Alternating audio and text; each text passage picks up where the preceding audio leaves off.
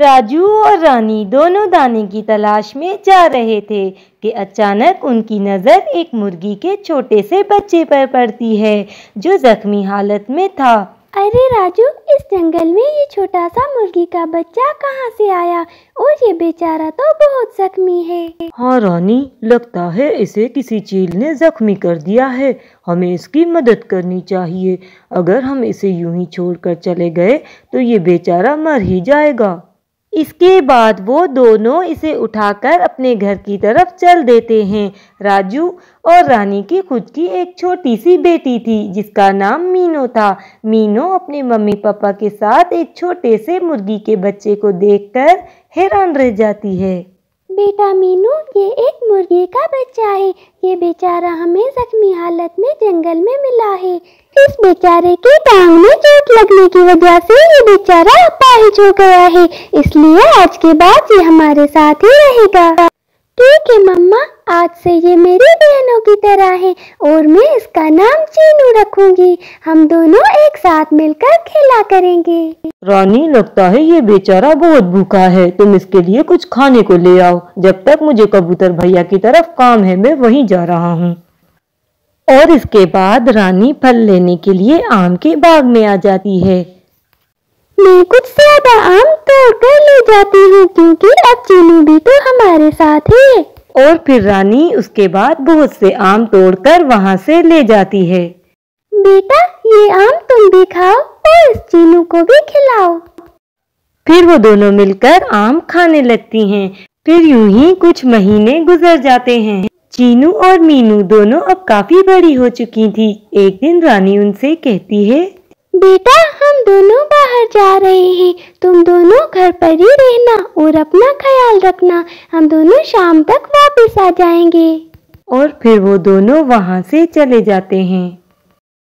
रानी और राजू शाम को जब घर वापस आ रहे थे कि रास्ते में बहुत तूफान आ जाता है, जिसकी वजह से वो अपने आप को संभाल नहीं पाते और एक बहुत बड़े पेड़ से टकराकर गिर जाते हैं। इसकी वजह से उन दोनों की मौत हो जाती है।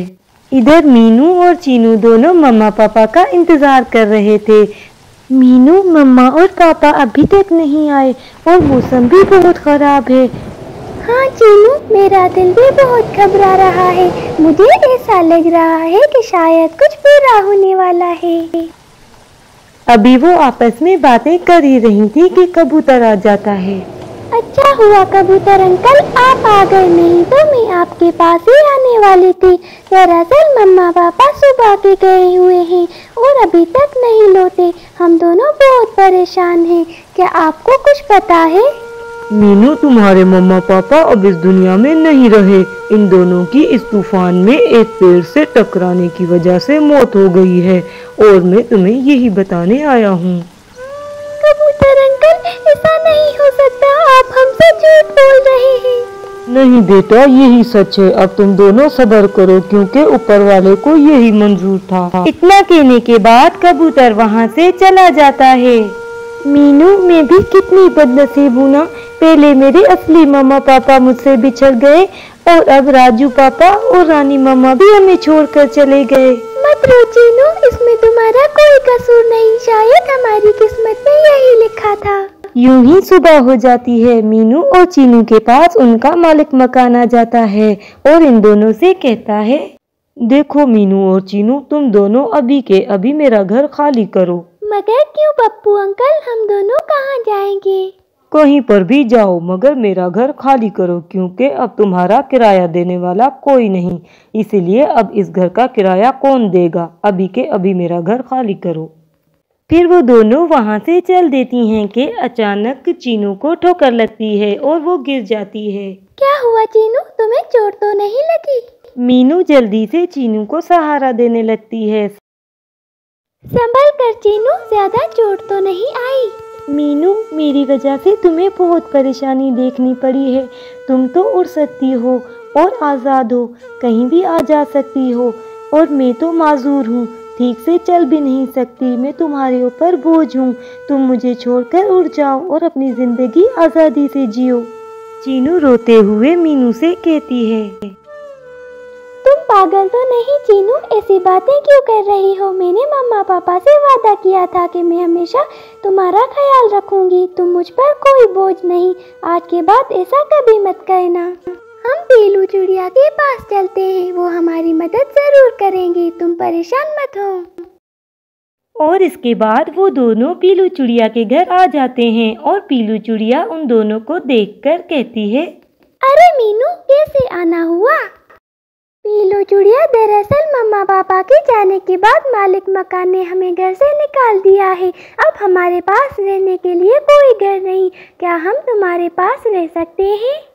देखो मीनू, तुम्हारी माँ मेरी बहुत अच्छी सहेली थी, इसलिए मैं तुम्हें तो अपने घर में रख सकती हूँ, मगर इस चीनू को मैं अपने घर में नहीं रख सकती, क्योंकि इस मुर्गी का और हम चुड़गियों का कोई जोड़ नहीं।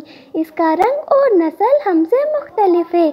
तुम अगर इसे छोड़ दो तो मैं तुम्हें अपने घर में रख सकती हूँ। नहीं पीलू चिड़िया, मैं चीनू को नहीं छोड़ सकती। रही बात रंग और नस्ल की, तो हमदर्दी का रंग और नस्ल से कोई ताल्लुक नहीं। मैं चीनू को अपनी बहन मानती हूँ, इसलिए मुझे आपके घर में रहने की कोई ज़रूरत नहीं। फिर वो दोनों वहाँ से आ जाती हैं। रात बहुत हो जाती है और बारिश भी होने लगती है। मीनू, अब हम कहाँ जाएंगे? रात भी बहुत हो चुकी है और अब ये बारिश। कोई बात नहीं, तुम इधर बैठो, मैं अभी कोई जगह देखकर आती हूँ। फिर मीनू वहाँ से चली जाती है और फिर इसे एक गार नजर आती है। तो मीनू कहती है, ये जगह ठीक है, हम यहाँ पर रात गुजार सकते हैं। फिर वो चीनू को लेकर उस गार में आ जाती है। मीनू, हम कब तक ऐसे ही भटकते रहेंगे? हमें कुछ न कुछ तो करना पड़ेगा। हाँ चीनू, तुम सही कह रही हो। हम सुबह होते ही अपना एक छोटा सा घर बनाएंगे। अब तुम आराम करो। सुबह होते ही चीनू सवेरे ही जाग जाती है। उठो मीनू, सुबह हो गई, हमें घर बनाने की तैयारी भी करनी है। अब जल्दी से उठ जाओ। मीनू भी चीनू की आवाज़ सुनकर जल्दी से उठ जाती है और वो दोनों वहाँ से चली जाती हैं। और फिर वो दोनों एक जगह पर आ जाती हैं। देखो चीनू, तुम दरख्त पर नहीं रह सकती, इसलिए हम दोनों मिलकर जमीन पर घर बनाएंगे और मैं अभी जाकर लकड़ियाँ लाती हूँ। फिर मीनू लकड़ियाँ लेने के लिए जंगल में निकल जाती है और वो बहुत सी लकड़ियाँ जमा कर लेती है। और उसके बाद वो दोनों मिलकर बहुत ही मेहनत से एक प्यारा सा घर बना लेती हैं। रात हो चुकी थी, वो दोनों काफ़ी थक भी गई थी। तो चीनू कहती है, मीनू, घर तो हमने बना लिया, मगर अब खाना कहाँ से लाएंगे? तुम फिक्र मत करो, जिसने ये घर दिया है खाना भी वही देगा। मैं सुबह होते ही कुछ ना कुछ खाने को ले आऊंगी। मीनू, मेरे पेट में थोड़ा सा दर्द है, मुझे लगता है कि मेरी तबीयत कुछ ठीक नहीं है। अच्छा, सुबह मैं तुम्हारे लिए दवा भी ले आऊंगी। अब आराम करो, तुमने सारा दिन बहुत काम किया है। और फिर सुबह हो जाती है। चीनू देखती है कि इसके घोंसले में एक सोने का अंडा पड़ा होता है।